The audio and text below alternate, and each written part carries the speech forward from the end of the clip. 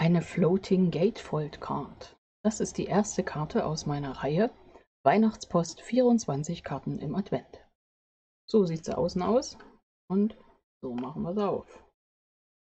Zu, wieder auf. Ja, wie ich die gebastelt habe und wie du sie ganz leicht nachbasteln kannst, das zeige ich dir jetzt. Also bleib dran und sei gespannt.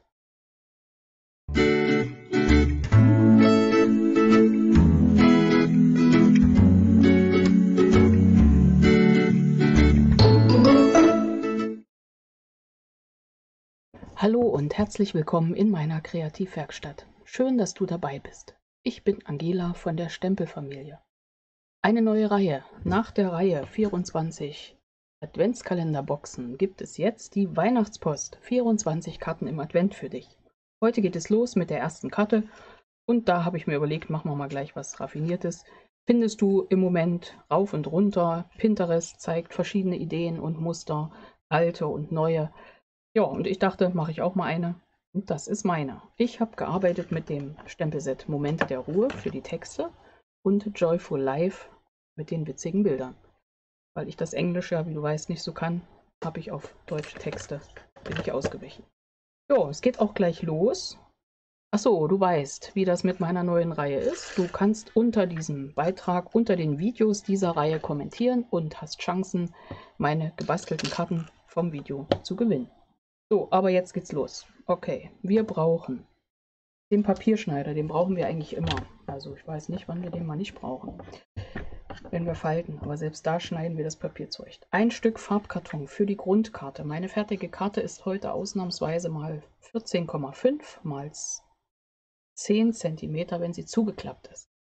Das bedeutet ein Stück Farbkarton in den Maßen 14,5 mal 20 cm. Außen für die Auflage habe ich mal hier rechteckige bestickte Stanzteile, ich weiß gerade wieder nicht genau, wie es heißt, ich werde es verlinken, benutzt und habe damit die Karte so gestanzt und dazu eine Auflage. Die habe ich in den Maßen 7 x 10,5 zugeschnitten. Wenn du das mit den Stanzen nicht machen möchtest, dann brauchst du die Mattung in 7,5 x 11 cm. Für innen drin die Quadrate habe ich zwei in Anthrazitgrau in 6 x 6 cm und zum Gestalten zwei Stück und einen Ersatz in 5,5 x 5,5 cm. Designerpapier jede Menge für außen auf, zwei Streifen, habe ich mir das Motiv schon mal so zugeschnitten und muss dir sagen, das Papier ist gleich alle, dieses tolle Designerpapier. Brauche ich nochmal neues. Macht sich total schön, man weiß gar nicht, was man zuerst benutzt. In den Maßen 4,5 x 14 cm, zwei Streifen für außen und für innen rein nochmal zwei Streifen in 4,5 x 14 cm und ein Feld in 9,5 x 14 cm. Für die Mechanik brauchst du pro Karte zwei Streifen in jeweils, ich habe genommen 12 x 2 cm. Und wie ich mir das dann zuschneide und wie ich das mache, das zeige ich dir dann, wenn es an der Stelle dran ist. Ich falze das immer schon im Großen, weil ich ja mehrere Karten mache. Achso, wo kommt die Mechanik hin? Da innen rein. Ja, schau. Dort sind die Bügel für unsere Tierchen, die da so schön hin und her hoppen. Ja, also zwei Streifen in 12 x 2 cm. Wo sie gefalzt werden, erzähle ich auch dann. Ich glaube, wir haben alles und dann können wir auch schon loslegen. Wir nehmen die Kartengrundform und brauchen jetzt, sie ist auf 20 cm zugeschnitten, also brauchen wir für die Türen jeweils links und rechts 5 cm. In der Hoffnung, dass das dann Millimeter genau passt. Schauen wir mal, nehmen wir gleich unser Falzbein, falzen schon mal die erste Seite rum und die zweite. Gucken wir, dass es bündig ranpasst und ziehen dann den Falz nach. Genau, wir können, du kennst das ja schon mit den Magneten, ich nehme einen Scheibenmagneten, könntest das Ganze auch nochmal mit einer Banderole verschließen, aber wenn ich Magneten habe, nehme ich die. Die klebe ich durchaus, bevor ich Designerpapier klebe. Also nehme ich die eine Seite, ich möchte ja mal richtig blickverdeckt und gut abgesichert haben. Dieses Feld kommt am Ende so drauf, dass ich das hier relativ mittig ein bisschen nach rechts innen reinrücke. So. Und der zweite wird nachher auf meine Auflage kommen. Also einer sitzt schon und da weiß ich immer, Magnet nicht vergessen. Jetzt nehme ich vorne drauf meine 2 Stück Farbkarton und die kann ich schon mal kleben.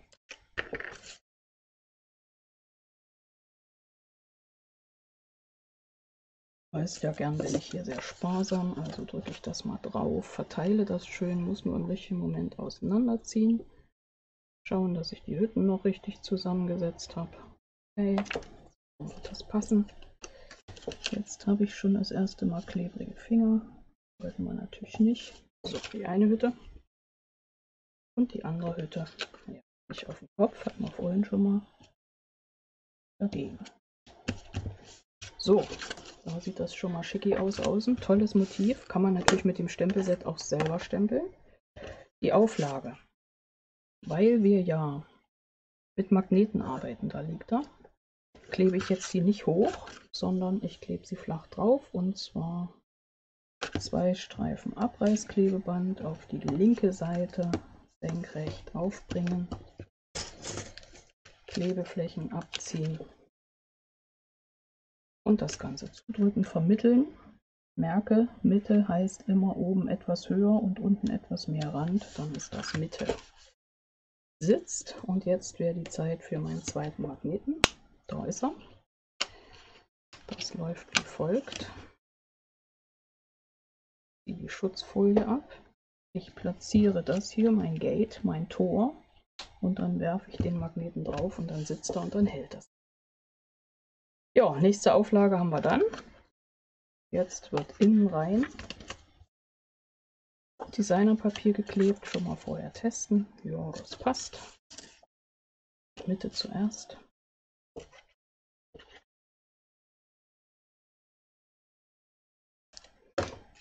Und dann schön reingesetzt, gut ausgemittelt, oben und unten. Angedrückt. Super. Und links und rechts das gleiche. Ja, da kann man sich schon wieder nicht entscheiden. Jetzt muss man das schöne Bling Bling überkleben. Wäre auch schön gewesen, aber weil die Tierchen ja zwischen den Bäumen hervorkommen. So, und die an. Gibt demnächst auch wieder mit diesem, schon mal verraten, mit diesem Stempelset aus der Reihe ein Stempelset, 2 Ideen, ein Video und eine Kartentechnik, eine Idee, 2 Ideen, wenn ich mit Jonas, dem Stempelnerd, gemeinsam etwas mache. Also jeder da, wo er wohnt, aber am Ende arbeiten wir dann mal wieder zusammen. So, jetzt wollen wir die Mechanik schon machen. Kommt, wir zeigen sie mal. Also wir nehmen das Stück Farbkarton. Ich habe mir einen Streifen geschnitten, der ist 12 cm Höhe und dann ein Stückchen länger. Und dann falze ich den bei 2 cm. Die lege ich hier drüben an. Bei 8 cm und bei 10 cm. Und dann kann ich mir hier ganz einfach Streifen runterschneiden. Ich finde das so einfacher zu falzen, als wenn ich da jedes Mal dieses kleine Gemüse falzen muss. Verstehst? Also so kann ich das einfach besser handhaben. Und dann schneide ich mir 2 Streifen runter und den Rest hebe ich für die nächste Karte auf. Weil schöne Karten macht man ja gern öfter. Und jetzt falzen wir das Ganze so wie ein Paket. Geht gut. Ja, so. Und das heißt, wir brauchen jetzt doppelseitiges Abreißklebeband. Ich hätte ja gesagt, eben war es noch da. Hier ist es auch. Und das klebe ich hier hinten auf die letzten Außenteile. Links und rechts. Auf Außenteile auf dieser Seite und hier drüben genauso.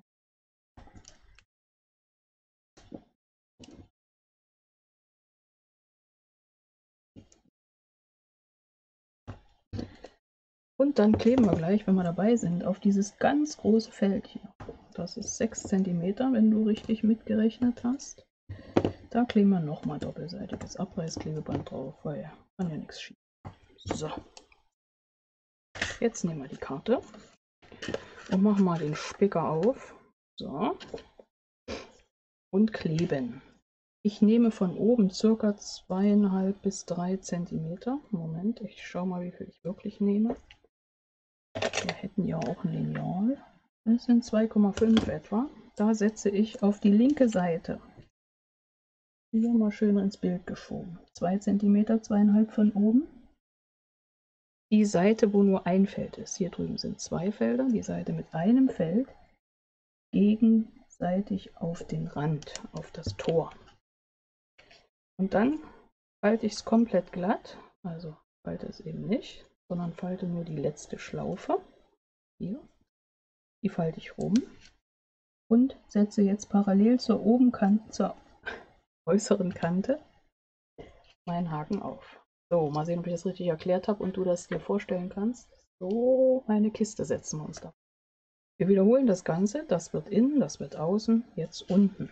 Und unten, wie gesagt, ist es immer gefälliger in der Karte, würde ich sagen, wenn wir es etwas weiter hoch setzen. Wir sagen mittig, aber wir setzen es minimal weiter hoch aufs Außentor, das eine Feld, und klappen nach innen die Seite mit den beiden Feldern, ziehen die Schutzfolie ab, klappen das äußere Feld nach hinten, alles schön flach ziehen und parallel zur Untenkante, zur unteren Kante.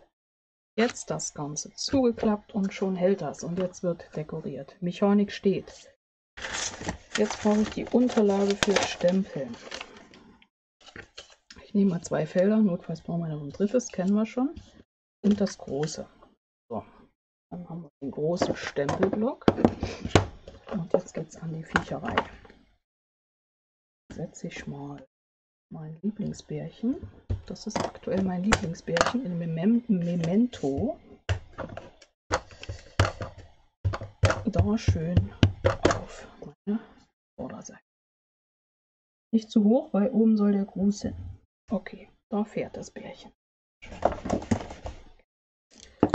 Und was haben wir noch für nette Tierchen? Igel bringt seine Äpfel. Okay, die bringt er weiter oben, weil wir unten für dich hinstempeln. Also setzen wir das Igelchen ein bisschen weiter hoch. Da sitzt er. Und das sogenannte Kaffeeschwein. Du erinnerst dich. Oder habe ich das noch nicht gezeigt? Doch, ne? Die Ziehverpackung, oder kommt die noch? Ich blick's hier gar nicht mehr. Das setzen wir ein bisschen tiefer. Den Kaffeebecher wollen wir sehen. Der Ringelschwanz geht drauf. Also setzen wir das mal so. Ja, da habe ich oben ein bisschen mehr Platz. Also das Kaffeeschwein sitzt auch. Und dann geht es weiter mit diesem Stempelset und diesem Text. Ruhige Feiertage und Zeit zum Entspannen. Und wir machen das mal jetzt noch ein bisschen farbenfroher. Und meine Kontrastfarbe ist, meine Hauptkontrastfarbe wird hier Chili. Finde ich total schick, das da zu kombinieren. Und dann setze ich den einfach hier oben hin. Da ist er. Super passt. Und jetzt wird weiter mit Chili gearbeitet. Was nehmen wir noch? Das Kaffeeschwein geht oben hin. Und zwar alle guten Wünsche können wir da jetzt hier schön oben drauf setzen. Da sind sie. Und für dich das nächstes unten drunter. Jetzt mal wäre rote Farbe drin. Das korrigieren wir dann. Für dich setzen wir hier hin. Da sitzt es. Jetzt haben wir hier noch so einen kleinen, schönen Hintergrundstempel und den nehmen wir gleich. Schiefergrau passt ja hier super mit unserem Anthrazit und diesem tollen Papier mit dem Silber. Und jetzt werden hier überall noch ein paar Flocken drauf gesetzt. Das ist einfach super, so ein Hintergrundstempel. Und wenn ich da hier mal mit Farbe rumschweinze, kein Problem. Kriegen wir alles ausgeglichen. Liegen einfach ein paar Flocken. Mehr oder weniger und auch vorne auf der Startseite. Zweiter und dritter Abdruck geben dem Ganzen auch immer noch so ein bisschen Bewegung. Es sieht nicht so starr aus, sondern so ein bisschen willkürlich. So, die Flocken weg. Packen Sie mal die Flocken weg. Jo, und jetzt wird ein bisschen dekoriert. Stempelkissen machen wir mal zu. Jetzt habe ich mir die passenden Stampin' Blends dazu geholt. Und zwar hole ich mir hier aus einer Halterung. Ich habe Chili, ich habe Farbe ist weg, ich glaube es ist Schiefergrau, Celadon und ein bisschen Zartrosa und den Verblender. Ich will wirklich mit hellen Farben arbeiten. Okay, beim Schwein habe ich mir gesagt, das Rosa ist ja nicht so meine erste Option, aber in der Kombination mit ein bisschen Grau, Schiefergrau, kann ich damit wieder gut leben. So, das ist ein Eisbär, haben wir beschlossen. Ein Eisbär, der kriegt auch ein bisschen Schiefergrau drauf. Wenn wir das verblenden, wird das richtig schön fein weiß. Das Häschen, ja, du kennst die Sache mit den Häschen, da gibt es ja auch welche, die haben so ein bisschen rosa Püschelchen. So eins wird das. Und der Igel, der kriegt jetzt einfach hier graue Stacheln. Weil ich wollte einfach nicht zu viele Farben reinkriegen, sondern nur so, soll eigentlich so wirken, als ob hauptsächlich das Chili der Kontrast ist. Und der Rest ist einfach nur minimal eingefärbt. Dem Igel gebe ich in dem Fall mal ein paar rote Pantöffelchen an. Auch sehr schick. Und in der Schale trägt er heute rote Äpfel. Noch nicht so viel rumgerotet, sondern nur so ein bisschen. So, haben wir. Dann kriegt der Bär an seinem Pullover eine rote, chilifarbene Kante. Damit ist der Kontrast auch gelaufen. Haben wir da noch mehr gemacht? Nee. Und das Schwein kriegt rote Streifen auf den Schal. Tagelang Schweine aus. So, dann haben wir das Celadon, weil ich mir gesagt habe, das hebt sich nur, also das passt sich gut ein, sagen wir es mal so rum. Hebt sich nur ab, ist ja schon. Machen wir hier mal ein bisschen dunkel, weil es ist so ein bisschen, dadurch, dass es nicht so ein krachendes Grün ist. Ja, passt das für mich gut in diese Familie dieser Grautöne. Gut. Hier, Kaffeebecher kriegt noch eine grüne Banderole. Das muss wirklich nicht viel sein. Und der Becher wird auch noch ein bisschen Weinrot. Also falsche Spitze, Moment. So. Und jetzt das Zartrosa und da wirklich nur wenig. Da kriegt das Karnickel, also das Häschen, kriegt einen rosa Püschel und hier so einen kleinen rosanen Bauch. Und das Schweinchen auch. So. Da kommt ein bisschen rosa und gleich ist der Moment des Verblendens. Jetzt nehmen wir den Verblender und wenn er gut drauf ist, und das ist er, malen wir jetzt über das Grau beim Eisbären. Und dadurch verläuft das jetzt ein bisschen. Im Ganzen ja nur wirklich. Das belebt das Ganze einfach. Ähnlich wird das beim Häschen gemacht. Und werden blendet. Auch hier beim Wein an den Kanten und dann nochmal ins Dunkle reingemalt und schon zieht sich das so ineinander.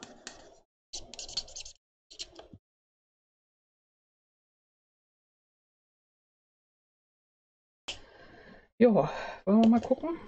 Das machen wir mal. Jetzt werden wir den Igel natürlich auch noch ein bisschen Blending draufsetzen, was wir hier den Kopf noch ein bisschen verigelt kriegen, vergraut. Ja, grauer Igel.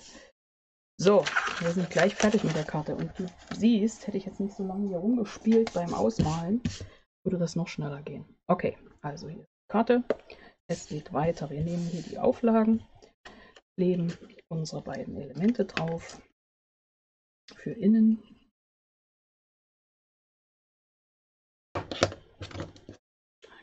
Begeistert von diesen Tierchen. Ich glaube, ich mal da noch 5 Karten jetzt. Ich bin ja gerade mitten im Vorbereiten für Märkte. Thema Licht steht bei mir im Moment auf dem Plan. Zeige ich vielleicht. Aber jetzt nicht. Woanders. So, innen drin ist fertig. Außen drauf wird jetzt geklebt. Letzte Klebung. Schön einstreichen. Du kannst jetzt natürlich verzieren mit allem Möglichen noch, kannst aber auch lassen, so wie du magst. So ist es. Schön sauber draufkleben. Oh, was ist das Schicki? Oder? Also mir gefällt's. Jetzt wird innen drin fertig gemacht. Und zwar oben schreiben wir hin alle guten Wünsche mit dem Kaffeeschwein. Das setze ich jetzt hier rechts an. Oben einen Rand. Nicht zu viel, es ist ein knapper Zentimeter, gerade auflegen. Und unten das gleiche. Und auch da gilt wieder meine Theorie von wegen etwas höher ist mittig. Also ein kleiner bisschen mehr Abstand als oben, nach rechts genau gesetzt. Genau auf unser Feld, gerade klappen wir auf und zu. Unsere Karte ist fertig. Unsere Floating Gatefold Card. So sieht sie aus von außen. Und so können wir sie öffnen. Legen wir eine offen hin und eine geschlossen. Ja, und das war mein erstes Projekt aus meiner Reihe Weihnachtspost, 24 Karten im Advent. Denk dran, kommentieren, du gelangst in den Lostopf und kannst eine meiner Weihnachtspostkarten gewinnen. Ich erkläre das nochmal ganz genau in einem Video und verlinke dir das da. Ist es dort? Man weiß es nicht. Ich glaube, da ist es. Ja, und ansonsten, ich hoffe, dir hat mein Projekt gefallen. Dann gib mir gerne einen Daumen hoch und abonniere meinen Kanal, wenn du das noch nicht gemacht hast. Dann verpasst du auch keine meiner weiteren Videos. Dazu musst du auf die Glocke neben dem Abo-Button klicken. Kostet dich alles nichts, aber du bekommst regelmäßig weitere Anleitungen und Ideen und Tipps von mir. Das war's für heute und du kannst hier gern dranbleiben und weitere Videos dir anschauen. Ich freue mich darüber und freue mich, wenn wir uns im nächsten Video wiedersehen. Bis dahin, deine Angela von der Stempelfamilie.